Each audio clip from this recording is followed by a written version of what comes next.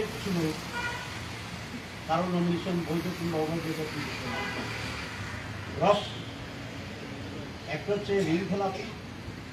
আর একটা হচ্ছে দ্বৈত নাটক। ঋণ খেলাপির ব্যাপারে এটা স্পষ্ট সবসময় বলছিল, কিন্তু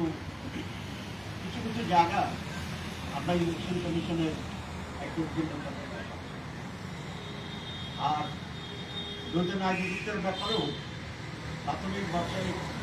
একই ধরনের জায়গায় কাউকে ভোটে করছে, কাউকে অবৈধ করছে, হিয়ারিং চলছে। আমরা শুনতে পাচ্ছি কোনো একটি দলের পক্ষ থেকে ইলেকশন কমিশনে গিয়ে চাপ সৃষ্টি করার চেষ্টা করছে, যাতে করে এই সমস্ত ত্রুটির কারণে যাদের নমিনেশন বাতিল হিসাবে গণ্য হওয়ার কথা সেটা যেন করা হয়। আমরা খুব স্পষ্টভাবে আজকে বলতে চাই, কোনো ধরনের চাপে নতস্বীকার না করে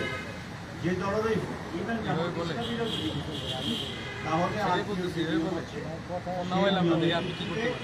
যেন বৈধ এবং অবৈধ ভিত্তিতে ফয়সলা করা হয়। অন্যথায় এই দুটো জিনিস প্রমাণিত হবে।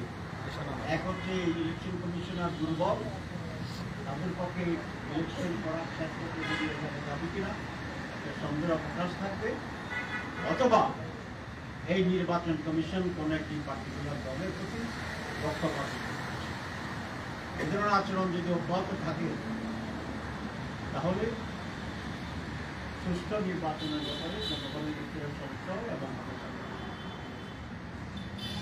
আমরা আরেকটি কথা বলছি, গত 2-3 সপ্তাহ ধরে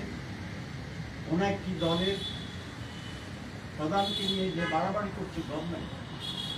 অতিরিক্ত সিকিউরিটি দেওয়া, অতিরিক্ত প্রটোকল দেওয়া, এই সব কিছু নিয়ে তারা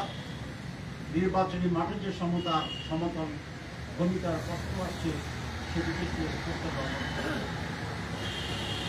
আমরা বলছি রাষ্ট্রের অধিকতর সিকিউরিটি কিংবা অধিকতর প্রটোকল দিলে আমাদের কোনো আপত্তি নেই, কিন্তু একটি অন্যতম প্রধান দল হিসেবে সম্ভবভাবে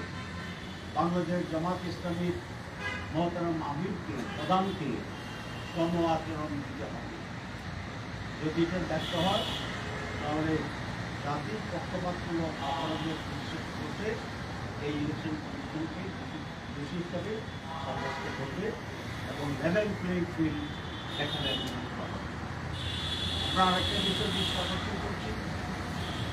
বিভিন্ন জায়গায় ফিল্ড লেভেলে কোনো